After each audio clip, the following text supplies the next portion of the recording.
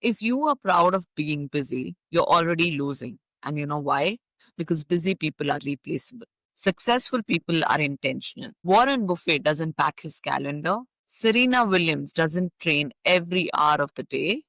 Oprah doesn't run every meeting. They win because they know exactly where their time doesn't go. And today, I'm going to give you the 10 exact pillars that the most effective people on the planet use to run their days. So you can stop living in a constant state of overwhelm and start getting results that actually matter. Hi, I'm Jaslyn, a tech professional with over a decade of experience and an award winner for Women in Tech Leadership 2025. Welcome to the space where we talk about the tools, strategies, and mindset shifts you need to thrive in leadership, career, and life. Before we start, I want you to think of time like money, except it's more precious because you can always make more money. You cannot make more time. Every minute you spend is gone forever. That's why the most successful people don't just manage their tasks, they manage their attention, their energy, and their boundaries. These 10 pillars are not just random tips. They are habits that build on each other. If you commit to even one, you will notice a shift in how much control you have over your day. First pillar is to win the first hour before the world wakes up. Let me paint you a picture. Your alarm goes off, you roll over, and the first thing you do is pick up your phone. Within 10 minutes, you have checked WhatsApp, opened Instagram, maybe replied to one or two work emails. You haven't even gotten out of bed and you're already working on someone else's priorities. Indra Nooyi, former CEO of PepsiCo, does not start her day like that. She wakes up at 4 a.m. not because it's chasing hustle culture, but because she wants time to think clearly before the world starts demanding her attention. Those early hours are for exercise, scanning industry news, and reviewing her top priorities. All before even the phone rings. Why this works? Your first hour is when your brain is freshest. If you fill it with noise, you lose your sharpest thinking to low value tasks. If you fill it with intention, you set the pace for the rest of your day. How to apply this? Decide your first hour rules. No phone, no email, maybe no social media. Choose 2 to 3 activities that make you feel sharp. Exercise, journaling, reviewing your priorities, meditation, and then protect that hour like a meeting with your future self. For a busy corporate professional, this might mean waking up just 30 minutes earlier to have that quiet coffee and review your agenda before the kids wake up. For an entrepreneur, it could mean spending that hour mapping strategy instead of checking orders. This week, why don't you take a mini challenge? Put your phone outside your bedroom and reclaim your first hour. The second pillar is anchor your day with a focus block. Some productivity experts recommend theming your days. Monday for meetings, Tuesday for product work, Wednesday for strategy. That works if you are the CEO and control everyone's schedules, but most of us cannot do that. What you can do is to create an anchor block, a sacred 1 to 3 hour window where you work on your most important task without distraction. Indra Nooyi's anchor block was her early morning strategy time. For me, it's 9 to 11 a.m. where I am at my mental peak. During this time, no calls, no admin, no email. The only focus is on the work that truly moves the needle. Why this works? If you protect just one block of your day, even if the rest falls apart, you have still done meaningful work. Most people scatter their important work across the day and let interruptions eat it alive. How do you apply an anchor block? Identify when your brain works best, whether it is morning, midday, or evening. Block that time on your calendar and tell your team or family that I'm unavailable during these hours unless it's urgent. For working parents, your anchor block might be after school drop off. For someone in corporate, it might mean booking a meeting with yourself in Outlook so that no one else schedules over it. Here's a challenge for yourself. Pick an anchor block for the next 5 work days and track what you achieve. The third pillar of time management is to schedule deep work with time blocking. Bill Gates is famous for his think weeks, an entire week alone in a cabin, reading, thinking, and planning. Most of us cannot disappear for a week, but we can block smaller pockets of deep work. Deep work is high value focused work that requires full attention, like writing a proposal, designing a strategy, or solving a complex problem. Why this works? If you don't schedule deep work, shallow work will take over. Emails and small tasks expand to fill your whole day. How to apply this? Pick one 90-minute block 3 times a week for deep work. Turn off all notifications. Work in a place that signals focus more. Quiet room, a different desk, or even a cafe. For an employee, this could mean 8 to 9:30 a.m. before the first meeting. For an entrepreneur, it might mean late night focus after dinner. Here's a challenge for you. Try 3 deep work sessions this week and compare how much progress you made versus weeks without them. The fourth pillar is the one priority rule. Here's something Warren Buffett says that I think about often. The difference between successful people and really successful people is that really successful people say no to almost everything. He has an exercise he gives to people he mentors. First, write down your top 25 career goals. Then circle the top 5. Those are your focus. And here's the hard part. The other 20, you don't touch them at all.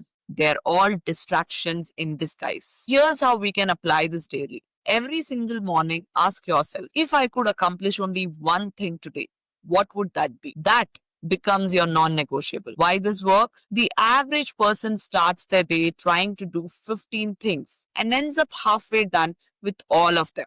High performers focus on one or two and finish them. How to apply this? Each morning, write your one priority at the top of your to-do list. Do it before lunch. This way, no matter what happens later, you have already won the day. For a manager, this might be preparing for a critical client presentation. For a business owner, it could be finalizing a proposal that will bring a big contract. Here's a challenge for you. For the next 5 working days, identify your one priority each morning and don't check your inbox until it's done. The fifth pillar is to run meetings through filters. Here's something I learned from Sheryl Sandberg's time at Facebook. She was famous for running incredibly short meetings, sometimes just 10 minutes. Why? Because she only attended meetings that had a clear purpose and where her presence actually mattered. Think about how much time we waste in meetings that could have been an email. The solution is to run all your meetings through 3 filters. Is there a clear agenda? Is my presence critical to the outcome? Is there a faster way to solve this without a meeting? Why this works? Meetings are time multipliers. They either move the work forward significantly or they drain hours from your week. Successful people make sure it's the first. How to apply this? Before accepting a meeting, ask, what's the goal and what do you need from me? If there's no clear answer, suggest handling it by email or a quick voice note. Here's a challenge for you. This week, decline or reschedule one meeting that doesn't pass the filters and track what you do with the reclaimed time. The sixth pillar for time management is to create a not to do list. Steve Jobs once said, focusing is about saying no. At Apple, they had the resources to do hundreds of things, but Jobs would kill good ideas only to focus on the really great ones. That's why you need a not to do list. 3 to 5 hard rules that protect your time from hidden leaks. These are not just preferences, they are boundaries. For me, my not to do list looks like no calls before 10 a.m., no social media before lunch, and never say yes on the spot. I always ask for 24 hours to decide. Why this works? You will never have enough time unless you actively protect it from low value activities. How to apply this? List your top 3 time wasting habits. Turn each habit into a not to do rule. Post it somewhere visible. Share it with your team, friends, or family so they understand your boundaries. Here's a challenge for you. Follow your not to do list for 1 week. Notice how much lighter your day feels. The seventh pillar is to delegate ruthlessly. Let's talk about control because most of us hang on to tasks that we should give away. We tell ourselves, it will be faster if I do it myself. But here's the truth.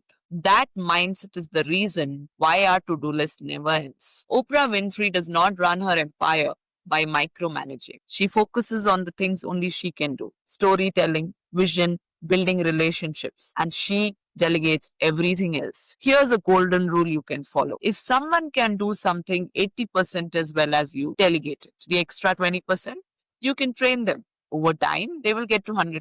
Why this works? Delegation is the only way to multiply your time. How to apply this? List 5 tasks you do regularly that someone else could handle. Start with one, train the person, let them take ownership, and resist the urge to take it back. For a corporate leader, this could mean letting your team draft the first version of reports. For a small business owner, it might mean hiring someone to handle customer queries so you can focus on growth. Here's a challenge for you. This week, delegate one recurring task and don't touch it again. The eighth pillar is to manage your energy, not just time. Let me ask you something. Have you ever had a day where you technically had the time to work on something important, but you just didn't have the energy? You sat down, you looked at the screen, and your brain said, no, this is why successful people manage energy, not just time. Serena Williams is a perfect example. She doesn't train at random hours. Her coaches track her sleep, nutrition, and recovery, and they schedule her toughest practice sessions for the hours when her body naturally performs better. She knows that doing intense work when her energy is low will give her a poor result and cost more time in the long run. It's the same for all of us. We all have times when we are naturally sharper, more creative, and more decisive. And we all have slump times, those hours where even coffee cannot save us. Why this works? Time management assumes all hours are equal. Energy management knows they are not. You can get twice as much work in your peak energy windows as you can in twice the time during a slump. How to apply this? Track your energy for 1 week. Every 2 hours, rate your energy from 1 to 10. Identify your peaks. For most people, it's mid morning and early afternoon. Schedule your hardest, most important work in those peaks. And then use low energy hours for easy routine tasks. For corporate professionals, this could be blocking your high energy time for your most strategic work. For entrepreneurs, this could be doing your hardest creative or sales work during your peaks. Here's a challenge for you.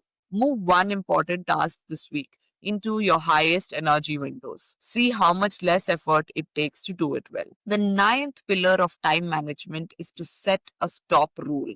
This one is going to challenge some of you, especially my overachievers. It's the idea of setting a hard stop for your workday. Think about it. Without a stop rule, your workday just leads into your evening. You're replying to emails while making dinner. You're mentally drafting tomorrow's report while trying to watch a show.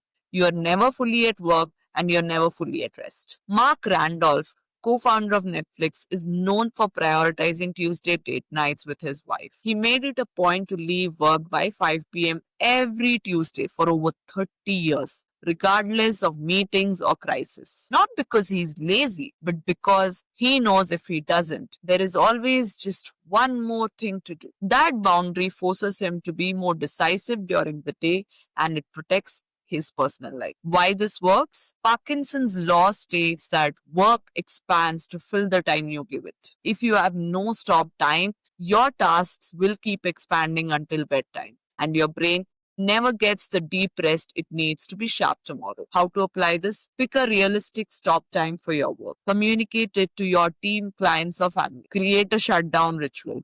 Review tomorrow's priorities, clear your desk, close your laptop. This signals your brain that your work is done. For corporate professionals, this might mean setting a no work after 8 p.m., even if you're working from home and free. For entrepreneurs, it could be no business calls or emails after dinner. Here's a challenge for you.